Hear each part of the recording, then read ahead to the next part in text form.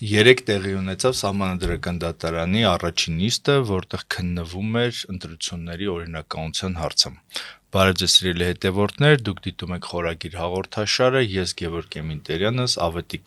Քերոփյանը եւ մեր հյուրը Էդգար Ղազարյանը կփորձենք ամփոփել անցաչափածվա գլխավոր իրադարձությունները։ Ողջույն։ Անցաչափածվա գլխավոր իրադարձությունը կարելի ասել, որ Սահմանադրական դատարանի նիստն էր, որտեղ քննվում էր օրինականության հարցը։ Այստեղ կար այսպես հասարակության կողմից օգտատերերի հիմնական սոցցանցերում բարձրացած հարց, թե ինչու է անդիմությունը,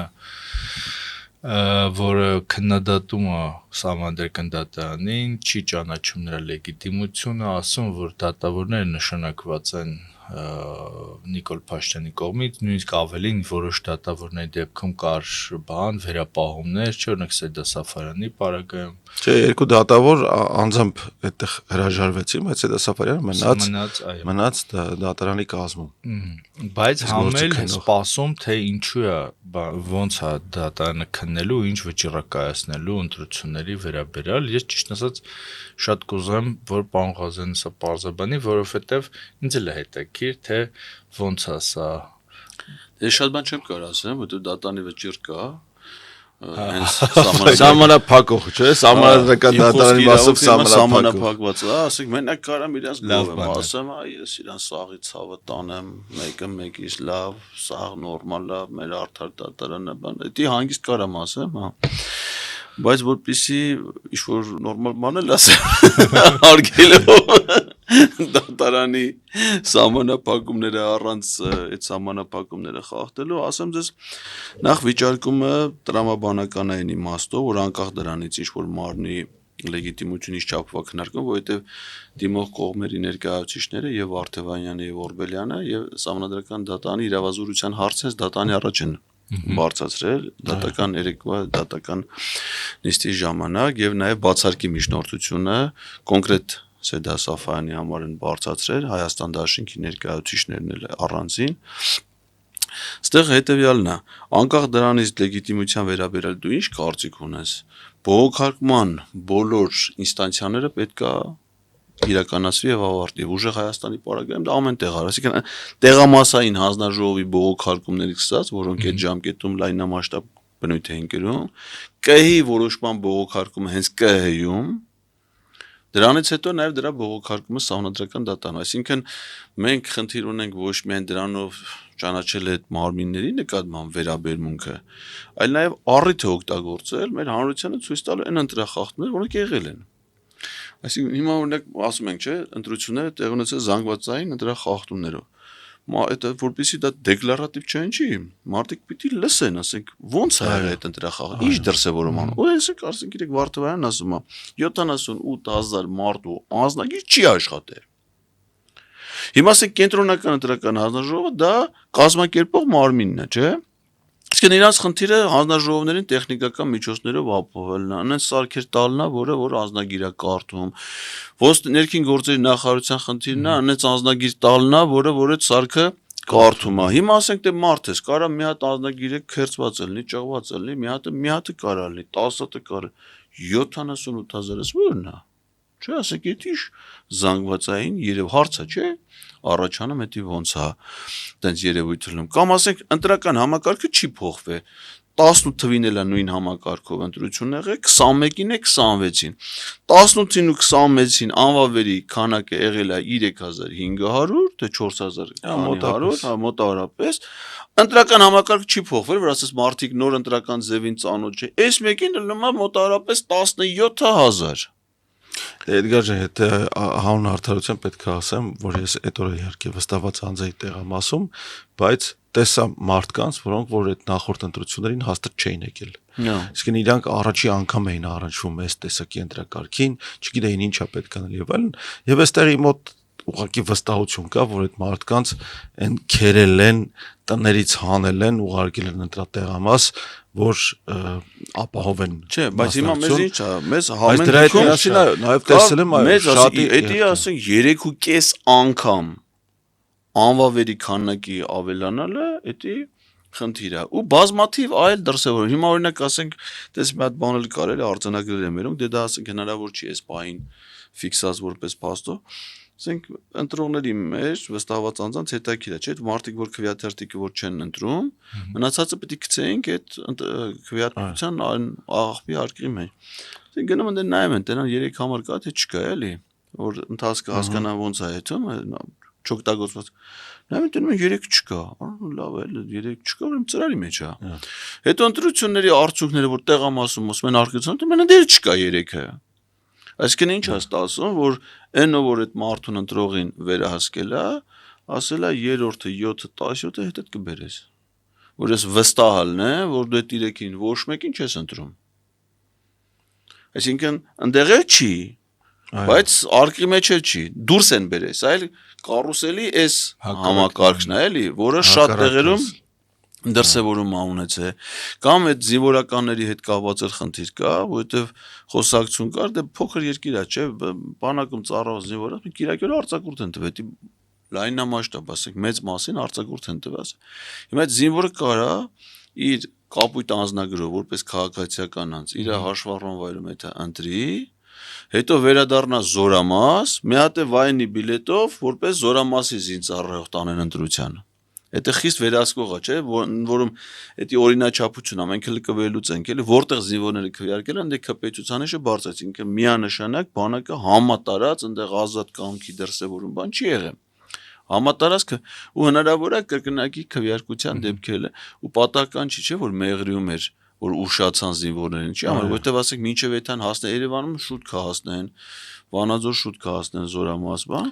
Մեղրին դժվար է, երևի ուշ են գնացել հասել, դրա համար այդ զինվորներին ուշ են տարել զորամաս, չէ՞ ցերեկը կտան։ Ես իհարկե խիստ վերապահում ունեմ զինվորականների քվեարկության հետ կապված, այն իմաստով, որ եթե զորքին բերում են դրա տեղամաս եւ պետական միջոցը դրա համար ծախսում եւ այլն, հա, դա ինքնին արդեն իշխանական լիազորությունների չարաշահումը հենց ընտրությունների մասնակցության ազատ կամ արտահայտման այդ մասի դրա իմաստով հասարակ քաղաքացին իր տնից դուրս է գալիս իր ոտով է գնում տեղամաս հասնում զինվորին բերում են զինվորական ռազմական մեքենայով դրա համար ծախսվում է պետական վարելիք եւ այլն իմ կարծիքով դրա ճիշտը պետք է լիներ օրինակ ասենք զորամասերում ժամանակավոր ընտրած տեղամասերի հարցը եւ այնտեղ հնարավոր կլիներ արդեն վերահսկել իսկապես թե ով զինվորների կապված խնդիրները շատ են նախ մենք զինվորների շրջանում քարոզություն անելու հնարավորություն չենք ունեցել չէ արգելված է չէ զորամասերում նախընտրը նշանակում է այդ մարդը քաղաքացին մեր 10-19-20 տարեկանով որ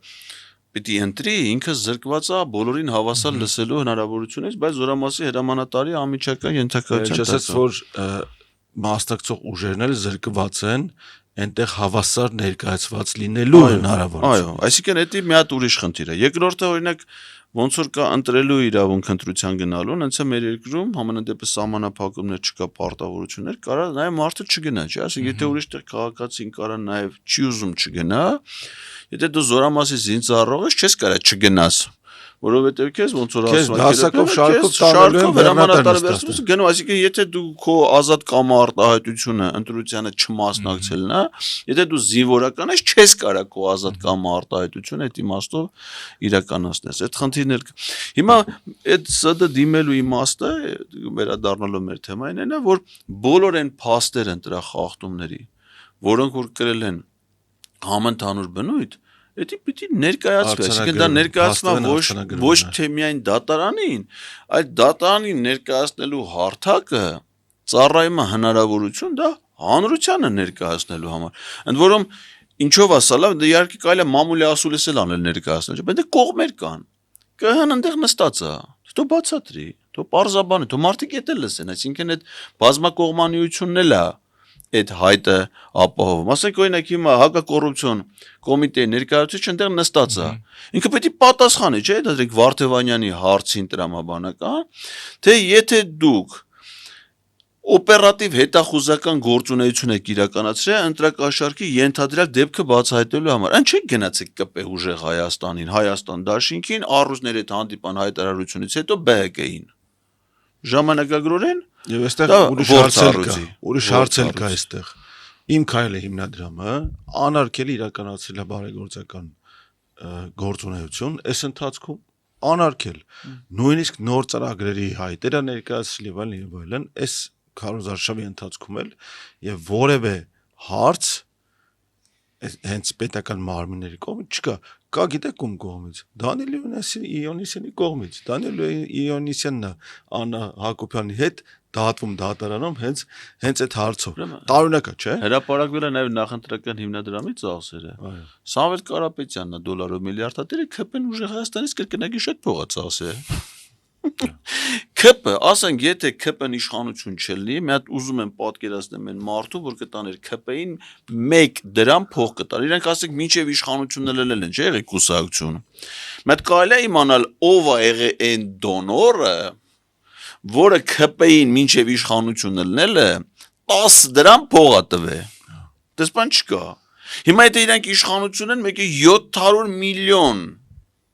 Ասենք այդ դրոն շոուն Շատ մարդկանց մտքով է անցնում, այս վերջերս բանը Աշոտյանն ու Շարմազանը, որ մեկն ասում է ճիշտ ասած մենք էլ են հանրապետական են լավ վախտերը, մտածում ենք քարոզարշավի բանը, բայց ասենք ափսոս է այդքան փողը թանկ է, էլի ասենք չարժի է անել։ Իսկ սրանք մարզերում է եղեգնաձորում են արել, այսինքն այնքան փողի պակաս չունեն, որ ասենք ամենակիչ ընտրող ունեցող մարզում են Դրոն հանե։ Ինչքան գիտեմ 30,000 մարդ է, չէ, բանում Վայոց ձորում։ Այն ժամանակ ես որ մարզպետ էի, բնակչության թիվը 56,000 էլ ես էլ հետներ է։ Բայց այդտեղ իհարկե նաև ավանդույթի ուժը կա, երկու հարցում էլ եւ բանակի քվեարկության եւ էս դրոնի բանը, որ ասենք եթե իշխանությունը բանակի հարցում են, որ միշտ էլ բանակի իշխանությունը օգտին է քվեարկել տարիներ 17 թվականին միակ դեպքը որ եղել է ասում եմ որ Խաչատուրովը որ բան է եղել Վազգեն Մանուկյանն է քվեարկել Չէ բայց Ղազարյան Պետրոսն էլ ասում է որ բանակում ծառայում եմ ոնց չեն ասում դրա Պետրոս Ղազարյանի հետ միասին եք ծառայել բանակում միջից Արտաշատի զորամասում Ձեզ ասել են իրարեք Չէ այն ժամանակ չէր հատրությունը 98 թվականը այդ իրար հետ ծառայել ենք 97-ի համար հաշուն է էլի 98-ի փետրվար մարտին 98-ի փետրվար մարտին կար ընտրություն այդ ժամանակ ես զորամասում էի ծառայում բայց հերթապայում եղել երկու ընտրությունների ժամանակ էլ այդ երկու փուլով գնել չէ երկուսի անգամ էլ չեմ գնացել որտեղ հերթապայում եղել, բայց իմ տեղը ստորագրել են ժամանակ իհարկե բնականաբար։ Բայց միակ բանը, որ ես չեմ լսել, այդ 17 թվականին ՊՆ-ում աշխատած ժամանակ բոլորը զարմացած են, որ չկա ցուցում քվեարկելու կամ ում օգտին քվեարկելու, էլի։ Այդ 17 թվի դրանով կեղծված էին ընտրությունները իրականում, էլի։ Ինչ վերաբերում է երկրորդ մասին, ես վստահ եմ, որ դրոն շոու կազմակերպող, չգիտեմ, կազմակերպությունը ՍՊ-ը, դա չգիտեմ ով է, ինքը մեծ սիրով կգնար դա ինքնական ցույց կտար բանկաներ։ Եվ դրա հետ միասին կան հարյուրավոր գրասենյակներ անհատույց օգտագործման տված։ Ասենք լուսավոր Հայաստանի համար չէր այդ ասի, գիտես, ինչ քանի որ ձեր կուսակցությունը կոչվում է լուսավոր Հայաստան, մերն էլ լուսային շոուի է, մերը ձեր հետ է բռնում էլի։ Բերեք ձեր քարոզարշավի շրջանակներում ես մի հատ դրոն շոու չեն անի։ Հա, իշխանությունը դրա համար։ Եվ փաստված ապացույցներ էլ կան, որ հարյուրավոր գրասենյակներ ԿՊ-ն անհատույց օգտագործման է ստացել։ Բնականաբար այդ ամեն ինչ ինչ որ անհատույց է, այդտեղ կա մաքուր ասենք կոռուպցիայի հետք էլի։ Իսկ սեփականատեր եկել ասում խնդրում եմ էլի ընթառաջ եկել ձերի վերջ եկել է տարածքը բերեք Նիկոլի նկարները կապցրեք սիրունանա էլի մեր տարածքը։ Դեռնեք այդ ապօրինությունների վերաբերյալ որ խոսում եք, ինչ որ իմաստով ապօրինություն է, որ այդ ավտոբուսի մեջ սիգնալը հանել դրել էին բանի Նիկոլ Փաշինյանի դիմաց, որ ինքը սիգնալ տա, որտեղ մեքենայի տեխնիկական բանը ձևափոխման համար պետքա պետք է մենակ որտանի են որում անտեղի ազդանշան տալներ երթերության կանոններով արգելված իհել ասում է դիմացից եկողները քանի որ մեզ ողջունում են ես էլ դրած ես էլ ասում այ ախպեր չեն ողջունում քեֆում են վախտալի ես էլ եմ հանդիպել էդի ուրիշ բան բայց լավ մենակ դա են հանել կարային գազնել հանեին դնեին դեմ ինքը ասենք Որմուզը դնեին մոտը պետք է լեր Իհարկե ուսումնական ավտորները չեն։ այստեղ իհարկե շատ զավեշտալի եւ այլ դեպքեր էլ կան, հա, բայց ես համաձայն եմ Էդգարին մտքի հետ եւ դա հիմնավորված է այն իմաստով, որ պետք է բոլոր հարթակները եւ օրենքով նախատեսված բոլոր քայլերը իրականացնել ամբողջությամբ, ասենք օրինակ միասնության թևերը ներկայացնող Լիպարետ Դրմեյանը կարծեմ միջնորդեց, որ դատարանի նիստը հետաձգվի, որովհետեւ կհի այն որոշումը, որի հիման վրա կայացվել է հաջորդ որոշումը, որը որ վիճարկվում է դատարանում, նախորդ որոշումը վիճարկվում է վարչական դատարանում, այսինքն չկա դեռ վարչական ակտը, դատարանի ակտը հիմք կայացած որոշման վերաբերյալ, այսինքն օրինականության վերաբերյալ, նրանք արդեն անցել են դրան։ Հիմա այստեղ իհարկե կա իրավական կազուս մյուս կողմից էլ, որ օրինակ հանուն հանրապետության կուսակցության բողոքը քննարկվում է միասին, այս մի բողոքի հետ, մենք ունենք 6 ընդդիմադիր եւ 1 չընդդիմադիր բողոք, հա, եւ դրանք միասին են քննարկվում դիտարկվում դատարանում, իրենց բնույթով տարբեր լինելով։ Բնույթով եւ բողոքի առարկայով տարբեր լինելով։ Ես իրավաբաններ հետ եմ խոսել, իրանք ասենք օրինակ ես ելնեի մեր կողմից, դատարանի ամբողջ կազմին բացարկի միջնորդություն կներկայացնեի։ Բոլորին։ Ասենք եթե որտեղ բոլոր դատավորները 20 թվից հետո են բացի Դիլանյանից։ 20 թվի հետ կապված էլ ասենք դատավոր Հրայր Թոմասյանն ու Արևիկ Պետրոսյանը մի հատ ՍԴ-ի որոշման հետ կապված մի հատ ունեն հատուկ կարծիք, որտեղ իրենք ՍԴ-ի կայքում դրած է, որտեղ իրենք կասկածի տակ են դնում այդ դատանի, այդ կազմի օրինականությունը, եթե 20 թվից հետո ասենք, որտեղ այդ դատավորները ոնց են հայտնվում, որտեղ մյուսների լիազորությունները դադարեցվել է, ոնց է դադարեցվել։ Սահմանադրական փոփոխությունը, որ իրավունք ազգային ժողովություն է, այսինքն դա արդեն վիճել է։ Կամ Էդգարը Շատիրյան, որ հիմա զեկուցող դատավորն է, չէ՞, 21 թվին էլ է եղել։ Իրան դատավորի պաշտոնում առաջադրել է կառավարությունը, որի ղեկավարն եղել է Նիկոլ Փաշինյանը։ Իրան դատավոր ընտրել է միայն իմ քայլը խմբակցությունը, ուրիշ ոչ մեկ չի մասնակցել քվեարկությանը։ Ընդ որում գիտեք, չէ՞, հիշում եք իր առաջադրման process-ը։ Հա, ես հիշում։ Իրանից առաջ մի հատ ուրիշին էին առաջադրել։ Կարճ ժամանակ անց դուրները չեկավ իրանց առաջադրածին, հայրը ինչ որ վճռաբեկում դատավոր էր եղել, ինչ էլ Վահե Գրիգորյան խառնվավ իր բանը, չի լի էլի։ Եկե կառավարության որոշման մեջ գրեցին, էս ինչ անունը չեմ հիշում դա։ Բառերը, այո, փոխարինել։ Այս բառերը փոխարինել Էդգար Շատիրյան բառերով։ Այ բալ Էդգար Շատիրյանը բառ չի, Էդգար Շատիրյան մարդ է։ Ոնց է Էդգար Շատիրյան բառերով։ Ես հիշում եմ։ Բացեց ընդ մի հատ ուրիշ բան էլ խախտվեց օրենքով։ Սահմանադրական դատանի մասնորենքն ասում է դատավորների առաջադրման հերթականություն գոյություն ունի։ Սկզբից պիտի առաջադրիկ այդ բանը, չէ՞, ասենք կառավարությունը, հետո նախագահը, դատավորների ընդհանուր ժողովը։ Հիմա կառավարությունը այնտեղուն առաջադրել էր, նախագահան արդեն ասի կառավարության առաջադրման հերթը անցավ, չէ՞։ Նախագահան առաջադրել է դատավորների ընդհանուր ժողովը, հələ ժողով չի արել, թե արել է արդեն, բան, այս ընթացքում կառավարությունը նոր առաջադրում է, նոր առաջադրման իրավունք ինքը չունի, հերթականությունը խախտվում է։ Հիմա այդ ձևով առաջադրված ընդրված դատավորը զեկուցող դատավորն է, որի դեպ նաև 21 թվի գործող զեկուցող դատավոր է։ Եղել։ Իմ կարծիքով դա բացարկի հիմք կամ Դիլանյանը, չէ՞, ասեք օրինակ ինձ հետաքրքիր է, էլի մերոնք չեն հարցնում այդ։ Ոչ մեկը ես չեմ։ Ասեն ներողություն, էլի նիստերը դուք ընչեք դուք նախագահում։ Դատավորներից մեկն եք։ Եթե ՍԴ-ն նախագահ չունի, օրենքով պետք է տարիքով ավագը։ Բայց Դիլանյանը տարիքով ավագը չի։ Որտեղ ՍԴ-ն նախագահ է, որտեղ է գրած։ Որոշում չկա, գիտես, չէ՞։ Ոչ մի դե որոշում չկա, որ Արման Դիլանյանը սահմանադրական դատարանի նախագահ է։ Բայց լավ իմաստով եք, չէ՞, ասում ես ինչ որ ասում ես։ Հա, բա ոնց որ լավ էլի, հա, բա գործի շահից իրենց օգնելով իհարկե, բայց ուսկողից պիտի հասկանանք, այս ամեն ինչը փաստում է մի բան, էլի, որ սահմանադրական կարգը վաղուց տապալված է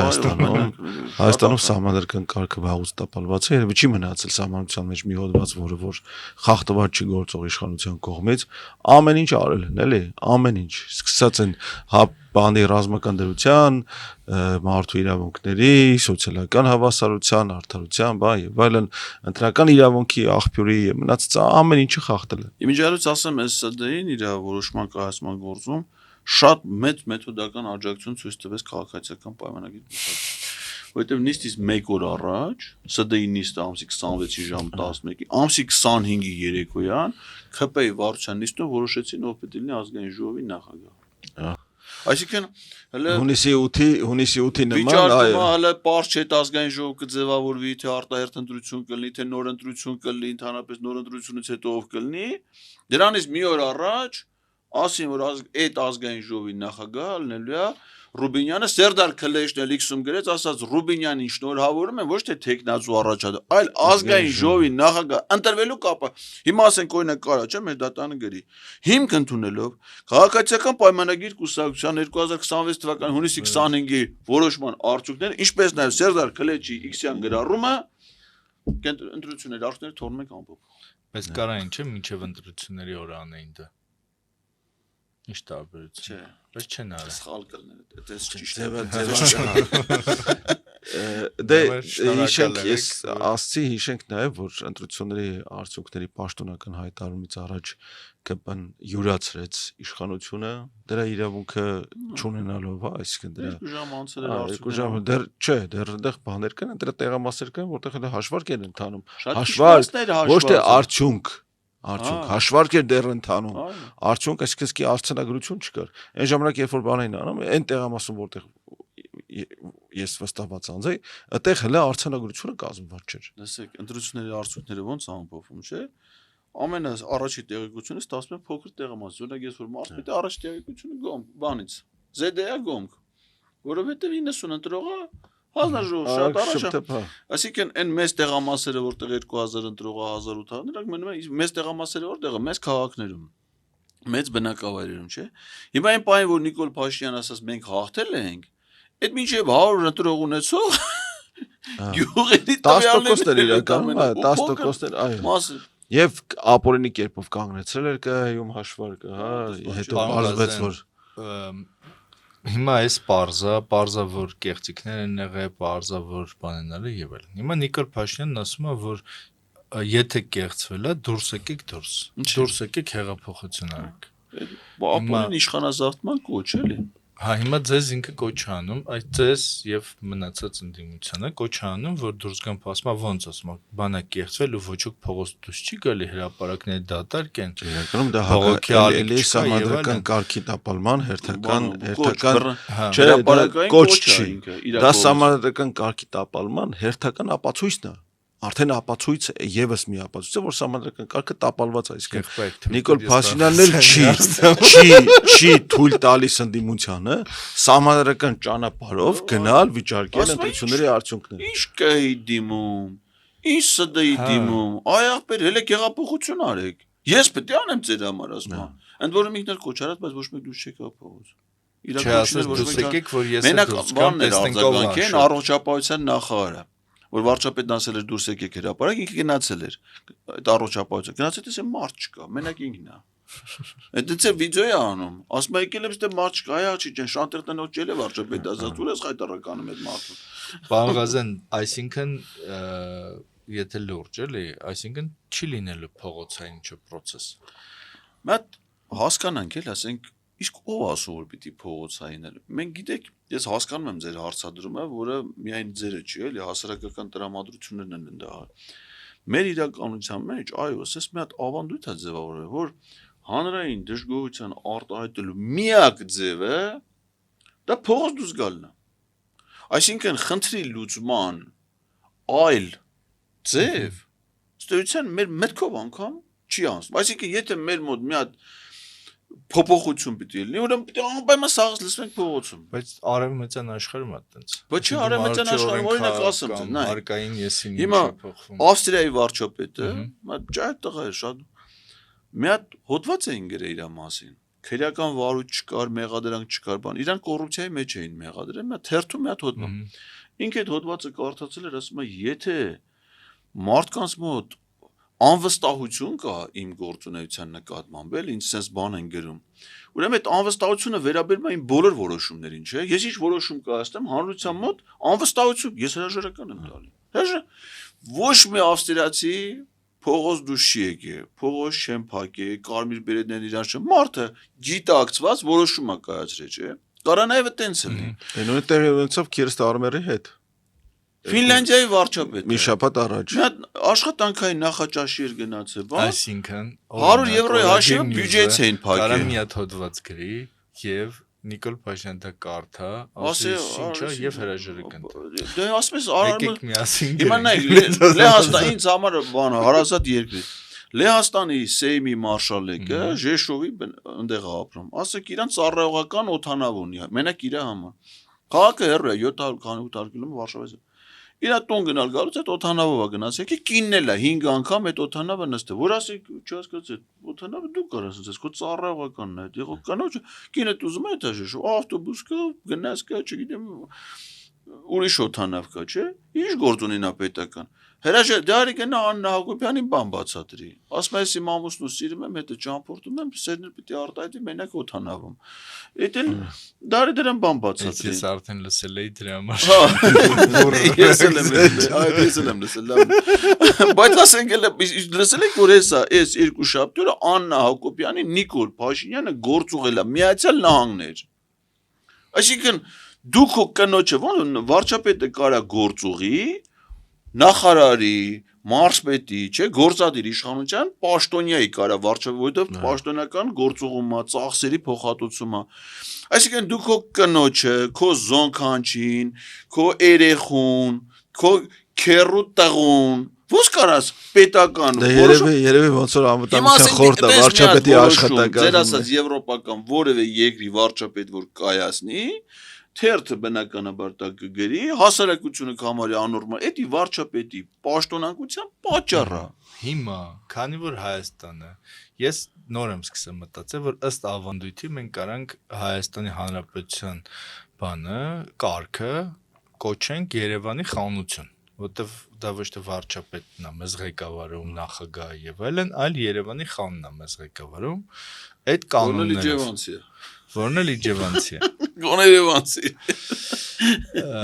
Հիմա Երևանի խանության օրենքների բանով, եթե նայենք պատմությանը, ապա չի եղել ոչ մի փոփոխություն, որը լինի բանով, այդպես ինչ-որ գրելով, չգիտեմ, կուլիսային բանով երբեք Հայաստանում փոփոխություն չի եղել, բայց փոփոխություն չի եղել նաև փողոցային ձևով, որովհետև փոփոխություն եղել է միայն Մոսկվայի զանգով։ Զանգել ասել են կամ չգիտեմ, ուրիշ տեղի զանգով, բայց եղել է ինչ որ բանը, որ վերջ ժամկետը ավարտվել է, գնացեք, չգիտեմ ինչ է փոխվել է, գնացեք եւ այլն։ Հիմա եթե սրա այս բանով նայենք, իհարկե փողոցային պայքարն էլ է անիմաստ մի բան, որովհետև մենք չունենք այդ ավանդույթը ու չունենք այդ ձևը, բայց այն կուլիսային էլ ընդհանրապես բան չի, դրա համար մարդիկ գոնե փողոցային ինչ-որ կրքերի հանդարտեցում բան են տեսնում, էլի, որ ասենք մարդիկ պայքարում են ինչ-որ բանի համար։ Չնայած դա էլ տեսնում ենք ոնց է ավարտվել, շոկ ընկավ, գնացինք տուն, ցուրտ ընկավ։ Ընդամենը երեկվա բան։ Որ ասենք փողոցային պայքարն է, որ կոչ ես անում, մարդիկ դուրս են գալու։ Ուրեմն երեկվա համար եւ ուժեղ Հայաստանը, եւ Հայաստան դաշինքը, եւ Բարգավաճ Հայաստանը, եւ նաեւ մյուսներից հայտարարություններ չեմ լսել, բայց ոնց որ թե ոչ մեկը դեմ չի եղել դրան։ Ասել ենք ժամը 4:30 հավաքվեք Սահմանադրական դատարանի մոտ։ Սահմանադրական դատարանի նիստերը սկսել է, մենք եթանք մեր քվեներին տեր, մեր ներկայացուցիչները ներսում են, մենք գնանք դրսից իրաց մեր զորակցությունը հայտնենք։ Ես երեք ընդե եղել եմ։ Այդ փողոցային պայքարի մասին բարձրաձայնող, խոսող, պահանջող մարդկանց շատ քիչ մարդներ են դե։ Ասեք իմ կարծիքով դե 1000-ից ավել մարդ պիտի որ չլեր։ 2000 թվոլներ, չէ՞։ Բայց փողոցային պայքարը տենց է ալնում։ Իդեպ ասեմ, եթե 200,000 էր, դա չի նշանակում, որ դրանից ինչ-որ բան էր փոխվելու։ Իդեպ Վրաստանում այդ ինչ մասին որ մենք խոսում ենք, եղել է։ Վրաստանի խորհրդարանական ընտրություններից հետո եղել է այն ինչ որ հիմա խոսում են որ պիտի լինի բոլորը պիտի մանդատներից հրաժարվեն ընդ բոլորը մանդատներից հրաժարվել են ու պիտի դուրս գան փողոց ընդ 400,000 մարդ դուրս եկի փողոց իրանց երկրի նախագահի գլխավորությամբ եվրոպական երկրների արտգործ նախարարներ թեթևի տված առաջի շարքերով էին եթում Վրաստանում դրանից բանա փոխվել իշխանությունա փոխվել իհարկե չէ հիմա ասեք այդ նույն Անարդյուն Հայաստանում դուք բարեցիք օրինակներ փողոցային պայքարի ամենամեծ պիկը որ եղել է եւ մարդկանց թվով եւ էներգետիկա դա սրբազան պայքարն է եղել մենք էլ ասեք ինչ տվեց սրբազան պայքար չասեք հիմա եթե ուժեղ Հայաստանը հանրահավաք նախաձեռնի, խո այնքան շատ մարդ չի գալու ոնց որ եկել էր Սրբազան պայքարի բանը, սա իմ միտքը չի, ես մի շատ խելացի մարդուց եմ լսել, բայց ես համաձայն եմ սրա հետ, պատերազմից վախը փոխվել է Սրբազան պայքարից հետո։ Այդքան մարդու հավաքվելու արդյունքում այդ մեր մեջ եղած սարսափը, որ կարա նորից պատերազմ լինի, դա այդ օրվանից հետո այլևս չկա։ Ոչ չկա, բայց սարսափը մարդը գնացին Նիկոլին ընտրեցին։ Դե հիմա ինչ որ մարդկանց մոտ դա կոտրվել է կամ մեծամասնություն։ Բայց ինքը պատերազմը վախացրեց, չէ՞, ինքը ականած շանտաժի գնաց, ասաց, եթե դուք ինձ չընտրեք, ըլլա պատերազմ։ Տեր կանգնեք խաղաղության, դրանք բոլորը պատերազմի կուսակցություններ են, եռագլուխներ են, դրանք պատերազմ են բերում ուրիշ երկրների ցուցումով, պահանջով, գնացեք ինձ ընտրեք, որ մարդիկ այդ պատերազմի վախից։ Կարո՞ղ ենք ոչ թե պատերազմով վախացրել, պատերազմից մեր ժողովուրդը չի վախենում։ Ինքը վախացրել է խաղաղությունով, եւ այդ խաղաղությունը չլինելու համար են գնացել։ Դե ճիշտ ասած դժվար է Սամվել Կարապետյան եւ Գագիկ Ծառուկյանն ասոցացնել պատերազմի հետ էլ։ Այսինքն պատերազմի միակ ասոցացման օբյեկտը ինքն է։ Ինչ եկել է իշխանության, այս երկրում պատերազմ է։ Ահ հետաքրիր օրինակ այդ Քարոզ Արշավին գնում եմ մարդկանց հետ որ խոսում եմ, բան ասում եմ որ գոհ են իրան, ասում բայց իրանից իրեք պատերազմա բերե այդքան զոհեր։ Պատերազմ ինք չի բերած, բայց ինք չի բերե 10 թվից ինքը վարչապետ է, պատերազմ եղել է 20 2.5 տարի ինքը արդեն այդ երկրի ղեկավարն է եղել։ Նոր եղել է պատերազմ։ Ասում է պատերազմը բերին գցին իր ջեբը։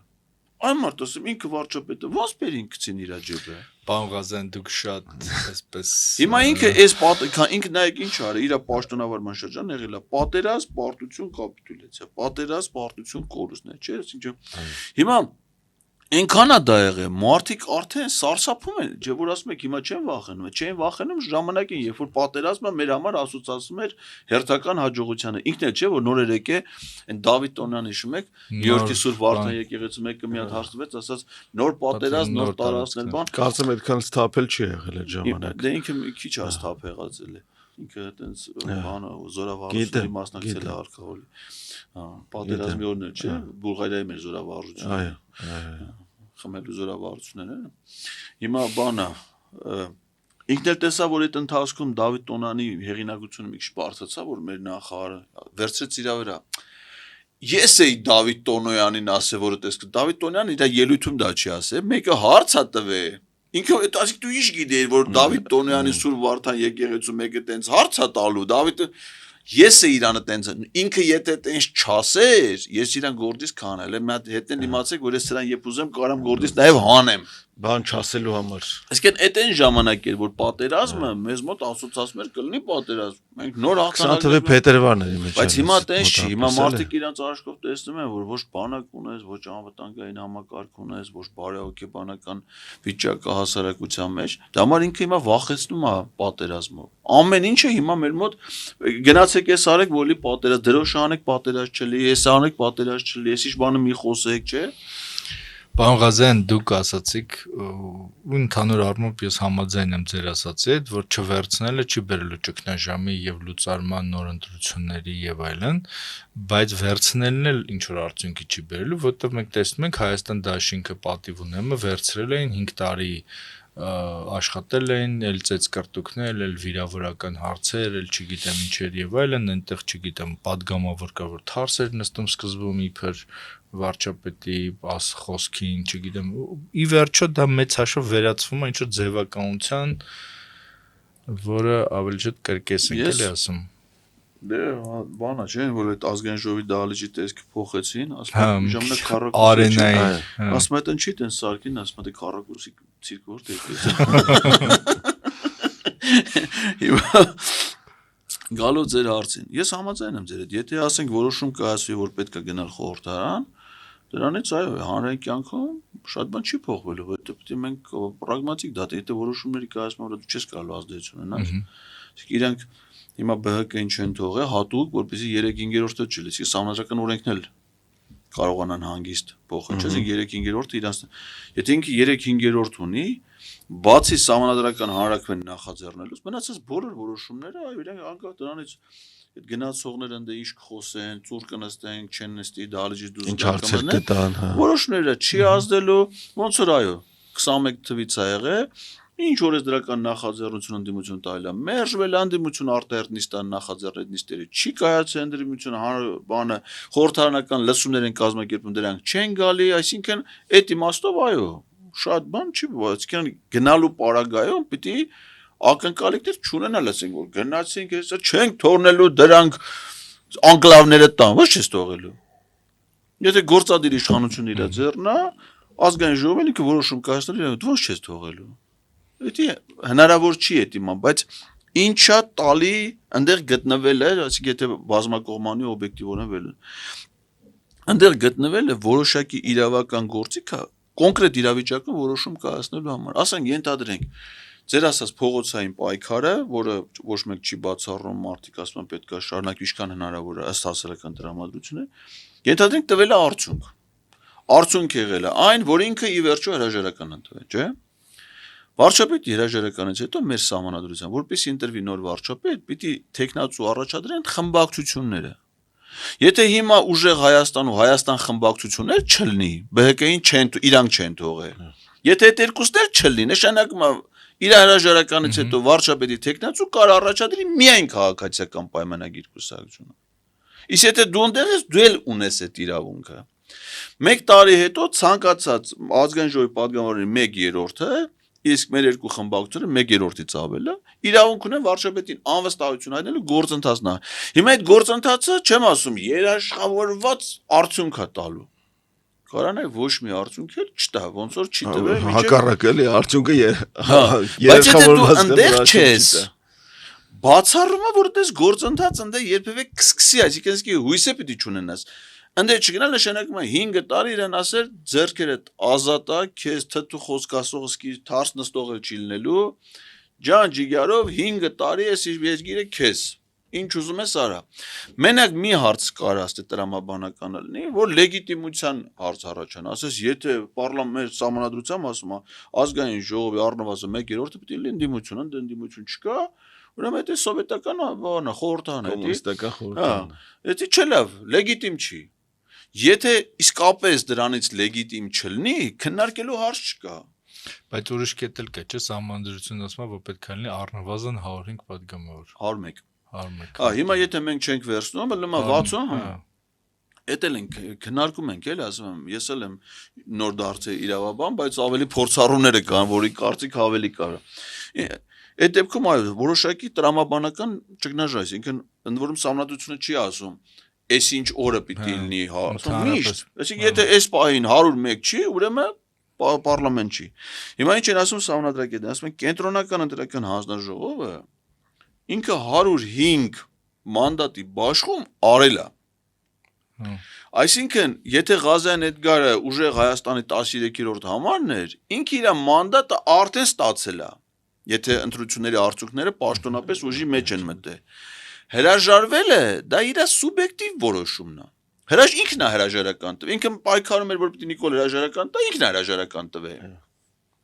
Հիմա որ ինքը հրաժարականը տվել, Էմյուսի մեղքը որն է, Ալխազ Ղազարյանի մեղքը որն է։ Ալխազ իր մանդատ ստացել է։ Համար ասում եմ, մանդատը բաշխելու պահին սահմանադրական պահանջը կատարվել է եւ եղել է 105 պատգամավոր եւ 1/3 եղել է անդիմադիր։ Հիմա եթե մարդ եկել է ինքը հրաժարականը տվել, մենք այնտեղ խնդիր չենք տեղ։ Դա համար ասում եմ, եթե իմպերատիվն էր, որ այնտեղ այո, խնդիրը պարլամենտը չունի 101 պատգամավոր, պետք է լինի նոր ընտրություն, եթե տենց լիներ, քննարկելու հարց երբեք չէր լինի։ Միանշանակ պետք էր հրաժարվել մանդատներից, գնալ արտահերթ ընտրության։ Բայց քանի որ տենց չի լինում, այստեղ կարա հետեւյալն լինի, ասենք, իսկ աշխարհը ոնց կընդունի։ Աշխարհը վաղուց արդեն ընդունել է այն ումից, որ մենք ակնկալում ենք։ Ասել է, շնորհավոր է, հələ մեզ էլ ասել են, գնացեք, հաշտվեք այդ ընտրություն Եվրոպական միության պաշտոնական հայտարարություն։ Կոչ ենք անում քաղաքական դաշտի մյուս մասնակիցներին հաշտվել ընտրությունների արդյունքների հետ։ Իսկ մի էլ բողոք եք, ես որ մենք անում ենք, դրան սրտով չի։ Միջալոց հուլիսի 5-ին սահմանության օրը եւ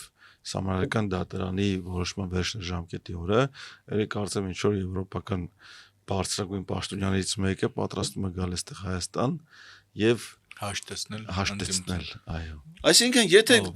օրինակ եթե Կարծեմ հենց նույն Ուրսուլա ֆոն դեր Լայենը, թե մարդը ընդվերում ինքը բանն է, ոչ թե Հայաստանն է գալի։ Ոնց են անելու գնալ Ադրբեջանը գնում ստեղով։ Ավելկայացեն չի կամ տնից դուրս գա։ Չգիտեմ ինչ է։ Չէ, հիմա կգա հայտարարություն կան, ինքը ոչ մեկի տունը չի գնա։ Հիմա այս վերջերս կի այրոպորտից է դուրս չեն գալի։ Հա։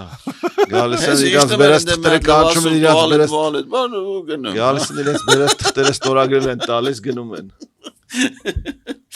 Շատ արագ է հիմա դու իմիջալոց Ուրսուլան Հայաստան չի գալի, փաստացի որ նայես Ադրբեջանը գնում։ Անդե ավելի լուրջ գործեր կա, դե նավթի պայմանագիր կա, բան կա, գազ կա։ Ճամփին մտա նայեմ դերամ ձերոց ոնց է, չէ։ Ծիրան, մի հատ ծիրան ու հարցը իրոք տրամաբանական է, որ այդպես չպետք է լուծվեր, էլի թե որ սովորական մարդը կարդում է, թվում է թե պետքա լուծարվի եւ այլն, որովհետեւ պետքա ազգային ժողովը միշտ լինի 3 ուժ, չէ, ու միշտ էլ 2 ընդդիմադիր ուժերը կարան բան անեն, բոյկոտի գնան, ասեն մենք հրաժարվում ենք, ուրեմն ու անդադ ընկնի բան։ Ընդ որում ոչ միայն ընդդիմադիր, ասենք պատկերացրու պարլամենտը ձևավորվել է հենց 101 հոգուց։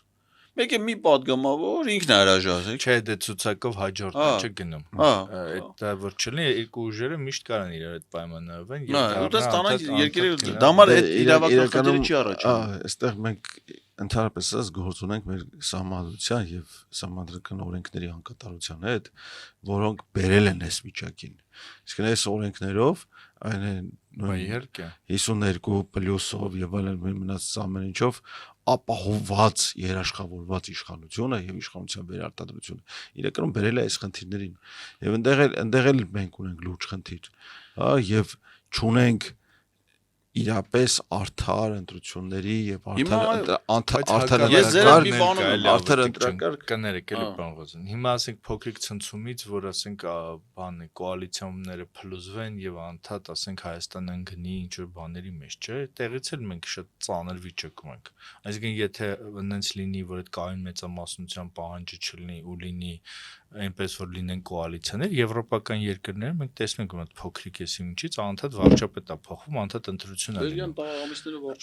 Հիմա ասենք Երևանի, եթե սա պրոյեկտ ենք նրա վրա, որ մեր մոտ մտածողությունը Երևանի խանության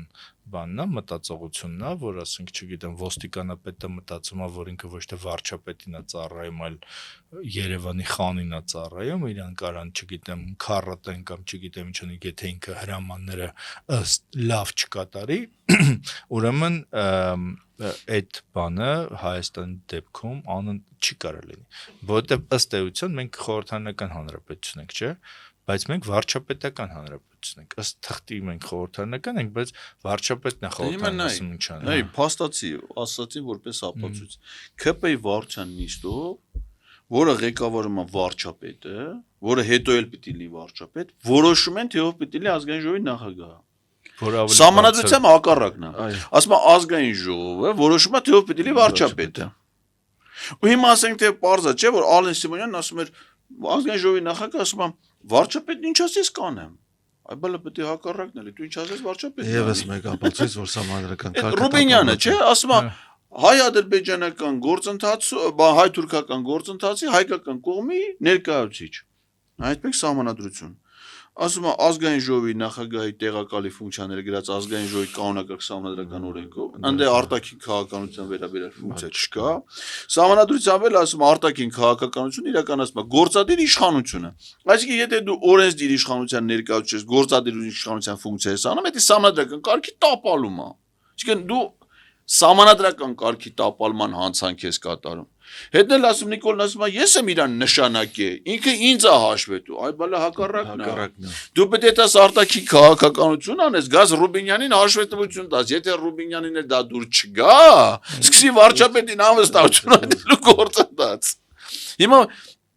սրանք այդ ձևով, այսինքն ինչ է իրականում տեղ ունեն։ Մեր երկրի օրենքները, սահմանադրությունը դրել են մի կողմ իրանք համար նայում են Ալիևը ինչ հանձնարարություն, Էրդողանը ինչ հանձնարարություն, այդ հանձնարարություններով առաջնորդում են։ Դրա համար հիմա ես համաձայն եմ ձեր ասացի հետ, որ եթե որոշում կայացվի այդ երկու խմբակցությունները գնան ու մանդատներն վերցնեն, գնան, այդ գնացեն նստել են ընդ, այո, երկրի կյանքում դրանի շատ բան չի փոխվելու։ Ստեղ ուղղակի կա նաև 5 տարվա մեր աշկի տեսածը, չէ, այսինքն ոնց ինչ քաղաքականություն արի ընդդիմությունը, որից ով է դուժե իրենք։ Իրանց գործունեության հետևանքով է, չէ՞, որ Հայաստան խմբակցությունը 28 падգամավորի փոխարեն հիմա ունի 12։ Իրանց գործունեության հետևանքով է, չէ՞, որ պատիվ ունեմ է այս խորհրդանում ներկայացված չի իրանց որոշմամբ։ Այսինքն հակառակը կարող լիներ, չէ՞, այսինքն եթե դու գնում ես պարլամենտ, կարաս նաև այնց քաղաքականություն վարես, հանրության մեջ այնց դիրքավորվես, որ քո հեղինակությունը, որովհետեւ դա այդ հնարավորությունը տալիս է։ Իրականում եթե վերլուծենք ապա նախորդ 5 տարվա ընթացքում Հայաստան դաշինքը եւ Պատիվ ունեմ դաշինքը իրականում փոշիացրել են իրանց ընտրողների ձայները, որտեղ դա չեն վերածել քաղաքական արդյունքի։ Հիմա այդ ռիսկը եկեք ասենք, Տերյանի ասացի մեջ տրամաբանությունն այդ ռիսկը հիմա մեզ է վերաբերում։ Այսինքն եթե մենք հիմա այդ նույն ճանապարհով գնանք, հաջորդ մեր հեղինակությունն անգնելու Հայաստան դաշինքը դրանպես է դուրս գալու խորհրդանից։ Բայց հանուն արդարության ասենք, որ ուժեղ Հայաստանի այսպես ուժեղ դիրքերը այսօրվա, որ ինքը ստացել է խորհրդանում, թե ինքը հավակնում էր գլխավոր բանին, առաջին տեղին, էլի մեր քաղաքական ավանդույթի բանն է, էլի թուլությունն է, որովհետև նոր թիմը ինչ որ փորձաշրջան պիտի անցնի ընտրությունների բանին, այդ կատաստրոֆիկ վիճակի մասին է խոսում, որ ասենք նոր կազմավորված թիմը, քաղաքականությամբ չզբաղված մարդը եւ մարդիկ թիմի այլ անդամներ, օրինակ պարոն Ղազարյան ճանաչում ենք, ինչ որ բաներ ինքը ասել է, մենք հղում ենք, կամ ասում ենք դուք ասում եք այսպես, դուք բայց ընդ մարդիկ են, հա, այդ որ ավանդույթ չկա ու միանգամից այսպես առաջին շարք են գալիս, դա այնուամենայնիվ վտանգավոր բան է, էլի, դա ավանդույթի բացակայության մասն է խոսում, որտեղ ռիսկեր է, բայց դա ամեն մարդը չի կարանի, ասենք, դա նաև անհատի նկատմամբ հանրային հարգանքով վստահության, ասենք հիմա եթե Սամվել Կարապետյանը չլներ,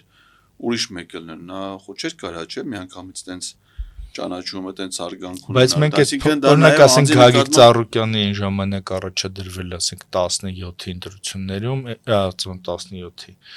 2007-ին այդ որ կուսակցությունը երկրորդ տեղ զբաղեցեց, չէ՞, դա բանը, էլ այդպես բանով եղավ։ Մեր պրակտիկայում շատ կա մեր քաղաքական դաշտում, որ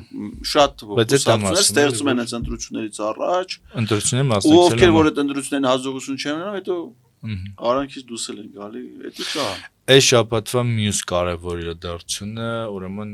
որին ես չեմ կարող չանդրադառնալ, Ավետիք Չալեբյանի ձերբակալությունն է։ Մենք չենք կարող, այո, որտեվ նախ, չգիտեմ, հա, ես իրեն համարում եմ իմ ընկերը եւ ճիշտ ասած, հա, այս ձերբակալությունը միանշանակ այսպես իմ կարծիքով քաղաքական բան ունի, որ քաղաքական ճնշումը ինքը քաղաքական դարկել է։ Դրանից ճիշտ ասած այդ ձայնագրությունը, որ իր վերաբերյալ կա, որով ինքը մեղադրվում է, որ Ռուսաստանի դեսպանի հետ թե դեսպանատան աշխատակցին ասում է, որ գործարարներին ես այդ ձերբակալությունից 2 օր առաջ իր հետ հանդիպել եմ, ու դա այնքան ին վրա անլուրջ բան է թողել այդ ձայնագրությունը, որ իր հետ չեմ քննարկել, ասենք այդ ինչ է իր ասում կամ ոնց դա բանանել ու որովհետև ինքը այդ կոնկրետ այդ բանը, որ ասենք Ռուսաստանի հայերին բերենք, այստեղ քվեարկեն, եսի ինչ անեն եւ այլն, դա ինձ համար է անընդունելի եւ բնական է, որ Ռուսաստանը դիտի տենց բան ուզի կամ ազդեցություն ունենա եւ այլն, բայց ես չեմ կարծում, իրոք չեմ հավատում, որ կարա Ավետիք Չալեբյանը այդպիսի բան ասած լինի եւ իր մեղադրանքը, որ իրան ներկայացվել է, որ դրի հակառակում է իրականում։ Հա, դրի հակառակն է, որ ընտրական իրավունքի խոչընդոտմանն է ինքը բանը, որը ասենք ամտեղի խորացել է իրավական հիմքերը, քաղաքական հետապնդում այ աղբեջն երկրորդ Ավետիքի պարագայում երկրորդ անգամ։ Ավետիք մի հատ է թորլիկ ունի, չէ՞։ Հա։ Ինչ, ընդ իրավական հիմք կա։ Դե թորնիկ նկատում իր թորը, հայտնի թորնիկը, որը հիմա ճիշտ ասած այդ պարագայում այս ընտրություններով հիմնավորվեց, որ այդ առաջին մեղադրանքը ծայրից ծայր քաղաքական հետապնդում էր, որտեղ թորնիկ, ինչ աներ։ Ալոյան թորնիկը։ Ալոյան։ Հա, Ալա։ Այդ թորնիկ կոչվածը Փաշինյանի կողքին էր, չէ՞, անդադ Թորիկ երևում։ կոչվածը գնաց դարավ Գիտես, ուստան Բաքոյանի պաշտոններ օգնական զբաղեցել գնաց դարավ։ Այդ եմ ասում, չէ, այսն ու սրանով երևաց, որ դա եղել է ուղղորդված։ Այսինքն իրեն ասել են, որ չգիտեմ, զանգի, ես իմ փողոզի, ես իմ ինչ արա եւ այլն, բան, սա զանգել է, ավետիքն էլ իբրև ազնիվ մարդ պատասխանել է հեռախոսին կամ չգիտեմ Հիմա ինչ մի արա բան եւ ասեմ։ ընկել Հիմա է որպեսզի կրակը։ շատ երկար, եթե Ավետիք Չալաբյանը եւ Հայակվե քաղաքացիական միավորումը այս ընտրություններին ընդհանրապես ոչ մի բանով չզբաղվեր, հայտարարություն չանեն, որ իրանք ուժեղ Հայաստանին աջակցում են, այդ վստահված անձանց չուղարկեն տեղամասերում, այս վերահսկողությունը արդյունավետ ձևով չան։ Այսօր Ավետիքի մասին որևէ մեկ խոսալու էր։ Պարզա որ այդ ամեն ինչը այդ գործունեության հետևանքներ։ Հիմա Ավետիք Չալաբյանն էլ միակ մարդը չի, որ հիմա այդ քաղաքական հետապնդումների է։ Իհարկե, հարյուրավոր են։ Հարյուրավոր մարդկանցից են, որոնցից է մեկը հերթական անգամ, նույնը նախորդ անգամ են Թորնիկի պատմությունը ինչից էր, համախմբում շարժում ունի։ Իսկ մեր թորնիկի։ Հարազատացել է էլի մեր։ Արդեն մերն է էլի, ուրիշի վրա գործ տվել է։ Այս ձերբակալությունը սկալանաբար ոչ Ավետիքի համար առաջինը, ոչ էլ ընդդիմադիր դաշտի համար առաջինը, հարյուրավոր էլի ասեմ, հարյուրավոր քաղբանտարկյալներ կան հենց ընտրական գործընթացի քարոզարշավի ընթացքում կալանավորված ձերբակալված հիմա կհան դիմումներ է ստացել օրինակ տեսեք Ռոբերտ Քոչարյանին, Ծառուկյանին, Լիլիթ Մարդկանց, ուժեղ Հայաստան գիտեմ շատ-շատերը, բայց եւ Թևանյանը, այո, եւ սա գալիս է ապացուցելու եւս մի բան, որ ոչ միայն սահմանադրական կարգն է տապալված, այլ ընդհանրապես իրավական կարգն է տապալված, հա, ընդհանրապես տապալված է բարոյակարգն է նույնիսկ տապալված, այո, չկա որևէ, գիտենք ասենք, ԿՊ-ն հայտնի է եղել կարմիր գծերով, այն իմաստով, որ ինքը միշտ այդ կարմիր գծերը անցել է, հա, հիմա մենք պետք է ընդունենք այլևս, որ այդ կարմիր գծեր ընդհանրապես գոյություն չունեն, ընդհանրապես, իսկ ինչ ասես կարող են անել, կարող են մտնել մանկահասակ երեխաների, ընդ որում ես Ավետիքի ընտանիքին ճանաչում եմ դեռ 2012 թվականից, էլի, իսկ կանոց ճանաչում շատ ավելի վաղուց էլի երևի 94 թվականից, տուն չեք մտել մարդ։ Տուն չեք մտել։ Ծանոթագիր տակ կա։ Ընդ որում մտել են խոզարկելու ինչ որ բան փնտրելու, որը նախորդ անգամ էլ մտել են, չեն գտել, բայց էլի մանկահասակ երեխաների առաջ տարել են, հա։ Ավետիքի երեխեքից երկուսը անչափահաս են, հա, փոքրը 10 տարեկան է երևի նույնիսկ էլի այսպես ասեմ, հա, ու պատկերացրեք փոքր տղայի առաջ մտես տանը հորը ձերբակալես տանես, այդ մարդկանց կյանքում առավոտ շուտ քնած տեղից, հա, ասենք,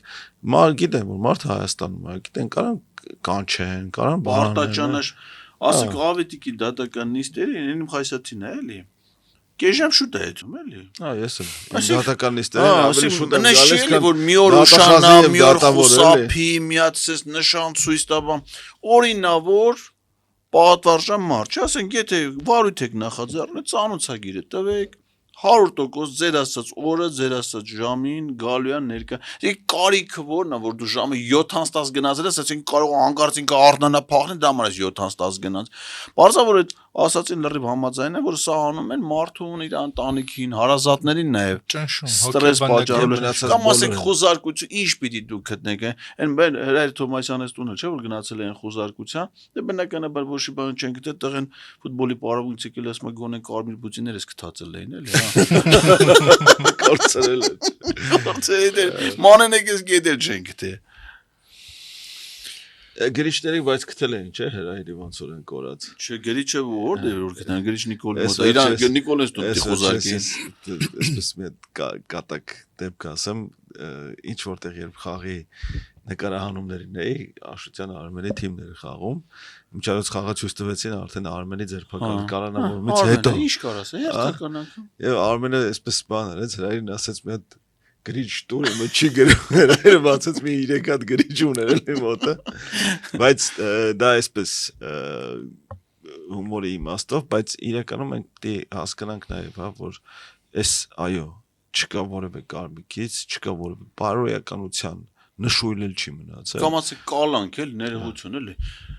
Ծայրահեղ միջոց քրեական դատավարության օրենսգիրքը որ նայում ես, վարույթի ընթացքում կալանքը որպես խափամամիջոց է, դա վերջին ծայրահեղ միջոցն է, եւ ընդ որում օրենսդրությունն ասում է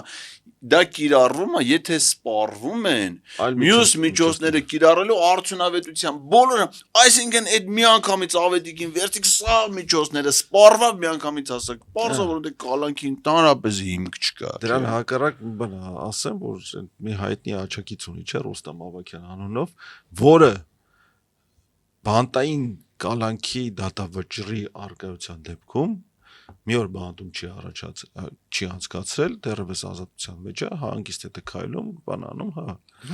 Այո։ Իմ նկատմամբ բռնություն գործադրել։ Փնտրի Ռոստամ Ավագյան։ Մի օր չեն ձերբակալվել։ Խուսափել եմ, քննիչը հետախուզում է հայտարարել, ոստիկանությունը գնաց է բռնաբերել է քննիչի մոտ, այդ արդեն այդ կալանքի հիմք է դա։ Ձերբակալման որոշում քննիչ դրան չի կա։ Ավետի ինձ ծեծողները մի օր չեն նստել։ Ավետիքի պես մարդուն արդեն երկրորդ անգամ են տանում։ Չախոյան Արտուրին դանակահարողները, Չախոյան Արտուրին կամերաների առաջ դաժան ծեծի ենթարկողները մի րոպե անազատության մեջ չեն անցկացրել։ Ինչ դեռ ասենք, գիտենք հակառակ Նա տալեն էլ երեքիններ, ասում երեքերը անայտ արծացրուց տա։ Ասենք ընտանիքի անդամներին, անչափահաս երեխեքին, չէ, ասենք թե երեխու ծնողի հետ շփում են այտենց նորմալ ընտանիքում էլի, որտեղ որ մշտականա ծնողի հոգացությունը իր զավակի նկատմամբ կապել շփումը։ Ասեք դու ո՞նց չես թողնում այդ երեխան իր հոր, ասեք ինչ արել կա էլի։ Սա մարդկային բանի իմաստով էլ այնքան որ ասենք դու գնաց Նիկոլին դեմ ես եղել, նայ մենք քեզ է ցավ կպաճառենք, կնոջդ է ցավ, երեխուդ է ցավ, հարազատներիդ է, ընկերներիդ է, մենակ ցավ կպաճառենք, մենակ այն բանի համար որ դու տարբերվող կարծիք ես ունեցել։ Մենք ստեղ պետք է մեջ բերեմ իր աշխատում է։ Այսինքն ինչ որ մարդիկ շարունակում են իրենց գործունեությունը, բայց կողքի մարդիկ վախենում են դրանց, ասում են, ասենք եթե դրանով է ստեղծ այդ վախը։ Ես ստեղ մեջ կբերեմ իր շատ այնց մոտ աչակիցներից մեկի Նիկոլել է խոսքը Հակոբ Արշակյանի, որը այն ժամանակ բետանախարար էր, ես էլ իր ենթակայության տակ էի աշխատում, ինքը ասեց ինչ եկե նստելուց վախենում, հենա վարչապետն էլ է նստել բանտում։ Բայց դա ցույց է տալիս իմ բան, որ բոլորին նստացնելը իրանց համար ընդհանրապես թեմա չի։ Ցանկություն էլ ունեն բոլորին նստացնելու, բանտով կոտրելու եւ ջարդելու հենց այդ ընդդիմանալու կարողությունը, դիմադրողականությունը ջարդելու, բայց ես համոզված եմ, որ ավոն դրան չի ջարդվելու, էլի։ Այս իր համար առաջինը չի, ինքը չեմ ուզում ասում սովորա դրան, բայց գիտի ինչի համար է պայքարում եւ գիտի ինչի համար է ինքը հետապնդման ենթարկում է, հաստատ դրանից չի վախենում։ Մյուս մեր թեման, որը այդ քո ասացի կապ ունի, որ մեզ վերածում է մեծ բանտի, այդ հեռախոսների վերահսկման բանն է, նոր օրինագիծն է, որ իշխանությունը փորձում է իբր սև շուկայի դեմ պայքարելու համար բոլոր բջջային հեռախոսները գրանցի, ունենա ընդհանուր բազա, բոլոր տվյալներով, բաներով, որը on-line պետքա թարմացվի եւ այլն։ Նիկոլ Փաշյանն ասում էր, որ եւ ստեղծել օպերատոր, որը կարող է նաեւ ծառայություններ մատուցել, թվային ծառայություններ մատուցել նաեւ մասնավորներին եւ այլ կազմակերպությունների անհասկանալի է մնում թե ինչ ծառայություն ասեմ ինչ ծառայություններ պետք է լինի, հա, թվային բանտի ծառայություններ, հա, դա է մասն, թվային բանտի է վերածում այս կառավարությունը Հայաստանը, իմիջիայլոց ցուցակը, որը որ այն երկրների ցուցակը, որտեղ կան նման կարգավորումներ, խայտարակություն, չէ, խայտարակություն չասենք, Կամբոջա, Պակիստան, Հնդկաստանը որոշ սարքերի դեպքում, Իրան, Ռուսաստանը 3 ընդունեց, այո, Պուտինը ստորագրեց հրամանագիրը այդպիսի կարգավորում մտցնելու եւ այստեղ բան էլ կա, հա, որ մենք մի կողմից ԵՀՏՄ եւ ՀԱՊԿ ենք քլնգում, բայց մյուս կողմից չենք անում այնպիսի բաներ, անում ենք լրիվ հակառակ այն բաների, որ հայտարարվում են, անում ենք լրիվ ռուսական ԵՀՏՄ-ական, այսպես մաքսային միութենական գործողություններ, իմիջիայլոց սովորաբար շատ այսպես լոյալ չասեմ, բայց չեզոք արտահայտվող փորձագետներ, մասնագետներ, նույն Սամվել Մարտիրոսյանը, նույն Արթուր Պապյանը, հա, մեդիա Cyber Hub-ի մասնագետները, իրենք ուղիղ կերպով արտահայտվեցին սրա դեմ, մատնշելով նաև այն փաստերը, որ այս կառավարության ստեղծած թվային համակարգերը կամ ենթակառուցվածքները ժամանակ առ ժամանակ ենթարկվել են հաջողված կիբերհարձակումների, չմոռանք ասենք նույն Արշակեն Հակոբի բաները, նոթբուքի պարունակությունը հայտնվել էր պատերազմի օրերին 20 թվականին հայտնվել էր ադրբեջանցիների ձեռքերին եւ նրանք հաջողով կիսվում էին դրանով, հա։ Եվ սա բերում է մեծ ռիսկեր, շատ մեծ ռիսկեր, այդ թվում նաեւ հակերային հարձակումները եւ այդ համակարգով թույլ տալը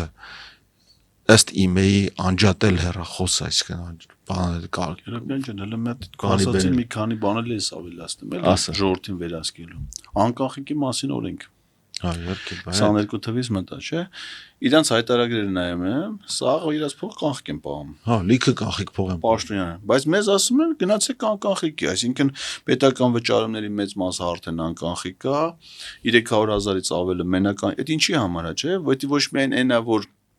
մեկը մարդ իր փողոցը ֆիքսվում է, չէ, դες քարտով առևտուր եմ անում, հիմա ասենք դեստից էլա գնացի բենզին լցեցի, չէ, երևալու է, չէ, որ ես որ ժամին որտեղ եմ գտնվե Էտա ֆիքսում նաև ու ինչքան փող եմ այս պահին ծախսե հետո գնում եմ միշտ տեղի խանութից առևտուր եմ անում ուրեմն ընդից հետո դու գնացել ես խանութ մյուս նախաձեռնությունները վերահսկելու իմաստը 100 քառակուսի մետրից ավել առևտրային տարածք ունեցողները պետք է անպայման կամերան միաստեն ոստիկանությանը բան հայտարարագիրը այո պարտադիր հայտարարագիրը պիտի գնաս ասես ախպերջան ծնունդի տով եկե ինչքան նվերաբեր է Հա, դե ինչ որ հետ քայլերը բարելով է տվել թե ինչ որ հետ քայլեր անում են դա ի վերջո պետքա գնա դրան ճիշտ է մեր վստահությունն է իրան նկատի ճիշտ է հայտարարի իմաստը է որ քաղաքացի պաշտոնյային է օրինակ բարձրաստիճան պաշտոնատարանցիկ հայտարարագիր գրում եմ պիտի Եվրոպան ունի հայտարարագիր քաղաքացին Պաշտոնյային բանը ստուգի, ոչ թե պաշտոնյան քաղաքացուն։ Բայց մարդը ներկայացնում է հարկային բան։ Տարեկան ամփոփագիր։ Բայց հիմա իր հայտարարությունը տալիս է, իր բարեխղճությունը ձելը։ Պետությունն էս գնա բռնի։ Չէ, պարտադիր է Ֆրանսիան պարտադիր։ Ես մի օրինակ բերեմ, իրականում այս բոլոր նախաձեռնությունները պետք է գնահատվեն մտադրությունների տեսանկյունից։ Եթե սա համադրենք Նիկոլ Փաշինյանին ասացի հետ, որ ԱԱԾ աշխատողը, սահմանապահը իր կամերան է դրած, նկարել է Ռոբերտ Քոչարյանին, ասենք կամերայից այդ ձայնագրությունը հանելա, տվել է ինչ-որ, ասենք, Civic AM-ին, բանի, ուրեմն դա իր իրավունքն է, չէ՞։ Հիմա եթե իհարկե չկա այդ տվյալների Չէ, բայց ասում են ինչ ուզի կանի, Իրանն է ինչ ուզի կանի։ Հա, ինչ արտահոսը, լավ է։ Մեկ անցել չափա դրա մասին Բայց խոսել դա նշանակում է, որ այդ, ասենք, քո բանկային հաշիվը, որին, ասենք, ինչ-որ հարկային ամեն հարկային տեսուչ կարա քո բանկային հաշիվը առանց բանկի հետ համաձայնեցնելու նայի, արդեն այսօր դա գործում է։ Ինքը կարա քո բանկային բանը ոչ միայն տա բանին, ոչ միայն տա ինչ որ իրավապահ համակարգի, այլ կարա տա օրինակ քո ասենք բիզնես գործընկերոջ վաճառի տես ինչու՞ հարցը որ ասեց Իրանն է ինչ կուզի անի կարող է դրա համար փողել ուզենա վերցնի չէ իմ հետ այդպեսի դեպք եղել էր որ ինչ որ մեկին կապել էին իմ հետ ես այդպես է չիմացա ով էր բայց իբր քո ընտանիքի անդամը ինչ որ վարկ ունի որը չի վճարում բայց ես չգիտեմ այդ մարդու հետ ոնց եմ կապվածել այդպես էլ չպարզաբանցին ինձ սկզբում թվում էր դա $1 միլիոն դրամ է բան բայց հետո պարզվեց դա $1 միլիոն դոլար չէի հասկացել սկզբում ինչ վարկ էր մեծ որը իմ հետ կապված էր ու ես այդ որպեսզի հասկանամ դա ոնց է կապված եւ այլն ինչ որ ակրայա չէ կոչում այդ համակարգը այդտեղից հանեցի ամբողջական ես ինչ վարկ ունեմ ով ինչ է ուզե եւ այլն ու այդտեղ տեսա որ Արչին բանկը իմ բանով հարցում արել վարկ տալու թե չտալու եւ այլն որը իրավունքը ինքը չունի ու դրանով իմացել է թե ես ինչ ունեմ ինչ չունեմ չէ ու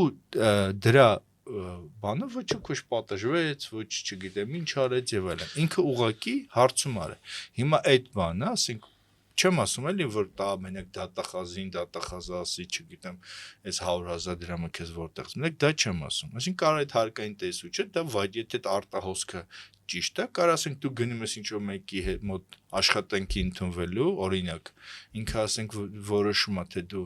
պիտի 100,000 դրամ աշխատավարձ տանես, թե 200,000, ինքը նայում է քո բանկային, չգիտեմ ինչ է, դու ամսական ինչքան փող ես ստացել, ինչ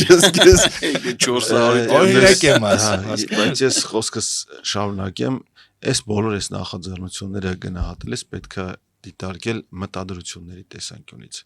Ինչ մտադրություն ունեն, հա? Եվ այդ մտադրությունները գնահատելիս էլ, հա, պետք է հասկանանք, թե իրանք իրականում ինչ են անում։ Օրինակ Նազելի Բաղդասարյանը, հա, խոսնակը, իր անունով իր վրա կոռուպցիայի կանխարգելման հանձնաժողովում կա դեռ 2022 թվականից չփակված հետաքննվարույթ։ Շիրակի մարզպետ եղած ժամանակ ինչ որ պայմանագրով շահերի բախման թեմայով չի փակվել այդ վարույթը 4 տարի անցել պատկերացնում ես դրա համար հավատարիմ ծառայում է Նիկոլ ոչ թե դրա համար չի փակվել որովհետև նա հավատարիմ ծառայում է ընդհանրապես եւ այստեղ լիքը հարցեր կա ասենք լիքը մարդիկ կա մի 600-ը չներկայացված հայտարարագիր կա պաշտոնյաների այսինքն ժամկետանց հա որ չի ներկայացվել եւ հասարակ քաղաքացուց թոշակառույց նույնիսկ պահանջում են հայտարարագիր ուրեմն մարդիկ ովքեր քննադատում են այսօր Նիկոլ Փաշինյանին ու իրենց վերաբերել չկան արտահոսքեր չգիտեմ ինչեր իրենց չեն ձերբակալում չեն տանում կալանավորում եւ նույնիսկ եթե կալանավորում են բաներ բայց եթե ուրեմն իրենք բացարձակ այսպես բյուրեղյա մակրության մարդիկ են որ չէ իրենց հերթը դեռ չի ասել կամ իրենց հերթը իրենց ուղակի իրենց հերթը դեռ չի ասել Թու, ես եմ մտածում եմ, որ բյուրեղյա մաքուրեք, որ ես ու Էդգարը բյուրեղյա մաքուրեք, չէ, ի վրա էլ կա քրեական գործ Էդգարի վրա։ Գնացես ստուգել եմ, մարզպետարանը տես թուղթ չի ել, որ ստորագրացել եմ կոպիան վերցրած չլինեմ։ Գնացել են ինձ ստուգելու, գիտես ընդ քանի օր են քրեական գործ։ Ինչ մարդկաս կաշել։ Ես ի տարբերություն քեզ չէ, էլ կարամ մի հատ թուղթ վերցնել իմ սխտղտերը գախնի ու դուրս գախնի։ Դե ուրեմն լավ նոտայի վրա եկեք ավարտենք մեր բյուրեղյա լինելու այո փշուր եղավ շնորհակալություն պարոն Ղազարյան մեզ հյուր գալու համար սիրելի հետևորդներ հիշեցնեմ որ դուք դիտում եք խորագիր հաղորդաշարը մեր հյուրը ուժեղ Հայաստան դաշինքից Պատգամավորության տեխնացու դեռ պատգամավորության տեխնացու վիճակված արդյունքներ այո Էդգար Ղազարյանն էր, ես ու Ավետիք Քերոփյան, ձեզ հետ կհանդիպենք մի շաբաթ։ Ցտեսություն։ Լավ եղեք։